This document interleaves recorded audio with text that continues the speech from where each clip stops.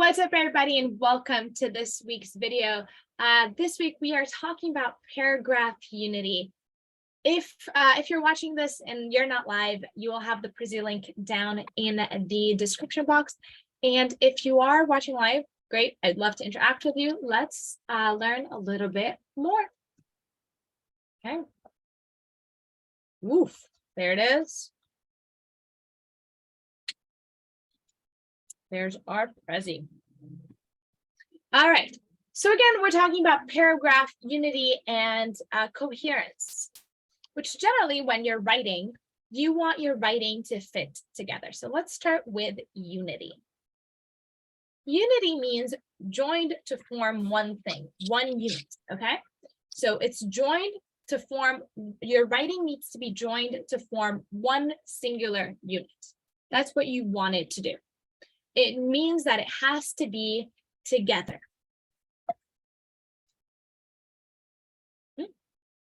So paragraph unity is all the sentences are directly related to the topic sentence. You know that in a paragraph, you have a topic sentence. Everything in that paragraph has to relate to that topic sentence. Now, if you're writing a 5-paragraph essay, then everything would have to relate to the opening paragraph and the thesis that you have for that essay. Cool? Yeah. Awesome. Okay. See, unity, one together. So some examples. This is a bad example of what paragraph unity looks like. Kansas City is a wonderful city to visit. I went there to visit friends and family last year and had a great experience. Chicago and St. Louis are nice too. The airline lost my luggage, so I had to borrow clothes from my family while I was there.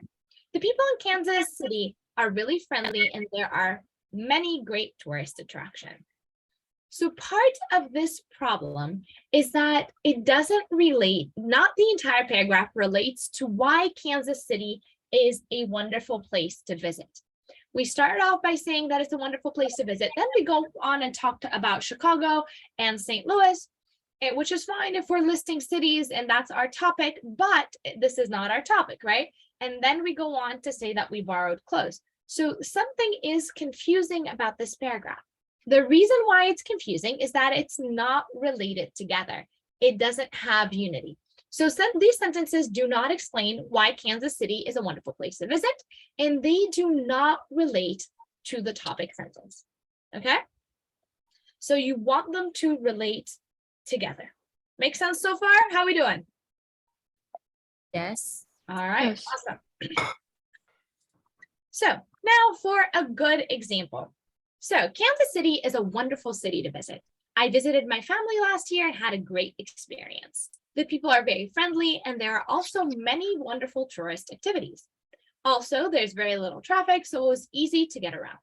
Finally, the food is fantastic. You can eat at different restaurants every night and never have a bad meal. If you have the chance to visit Kansas City, you won't regret it.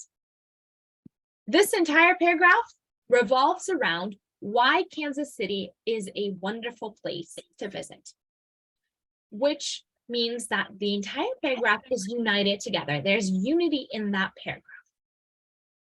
Do you see the difference? Hopefully you do. All right, the next thing that we want to look at is coherence. Now, coherence means that all the parts of something fit together.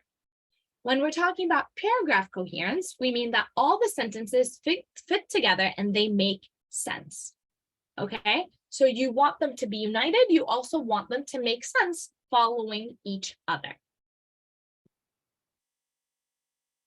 Example within pictures, not coherent. It's all over the place. The colors are not in order. They are not beautifully put together.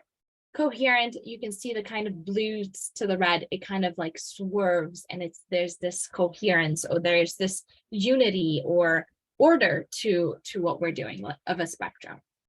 They blend together. So this is a bad example of coherence. It is hard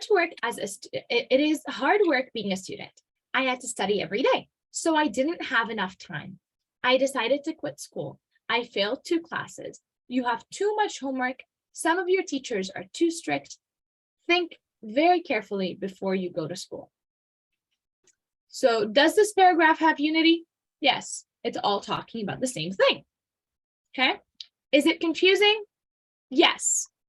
So why is this paragraph confusing? Mainly because the order of the sentence is confusing. And 2, there aren't many signal words to connect ideas. Some signal words are not correct. So while the idea revolves around being a student is hard work, they don't flow together. You want your writing to move from one sentence to the next easily, without the person that's reading noticing or having to do something. If you notice when I was reading, there were very hard stops, which means that the paragraph wasn't flowing, which means that it wasn't coherent. Again, you can kind of hear it. It's hard work being a student. I had to study every day, so I didn't have enough time. I decided to quit school. I failed 2 classes. I have too much homework. Some of your teachers are too strict. Think very carefully before you go back to school. Unified, yes. Coherent, no. It's a very much of stops.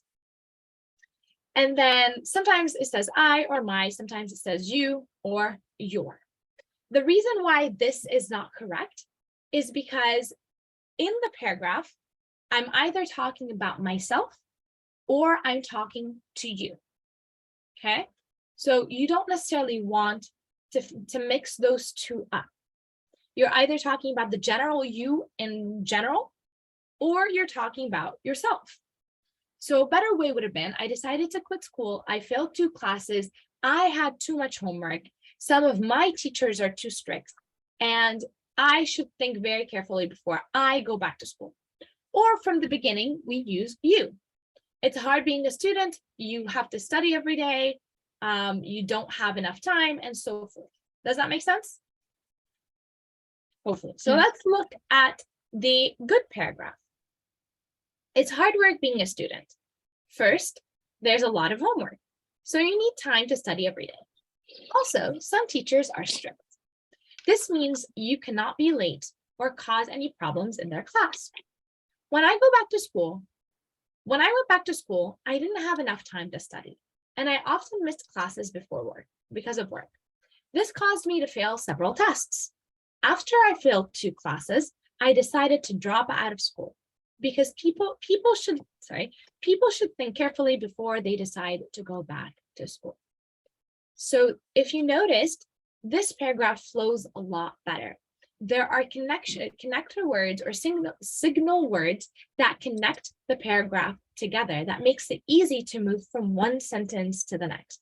It's as if they're weaved together, right? It's as if they're sewn together. Okay, so does this paragraph have unity? It all talks about being a student and how hard it is. So yes, it does. Is it confusing? Not really. No. Why is it not confusing? Because it has coherence. All the sentences fit together. None of the things we talked about here and the other one exist in the good paragraph. There are signal words, and it's coherent between saying I or my or you. So there is that shift from I to you, or from I to people, and so forth. Okay.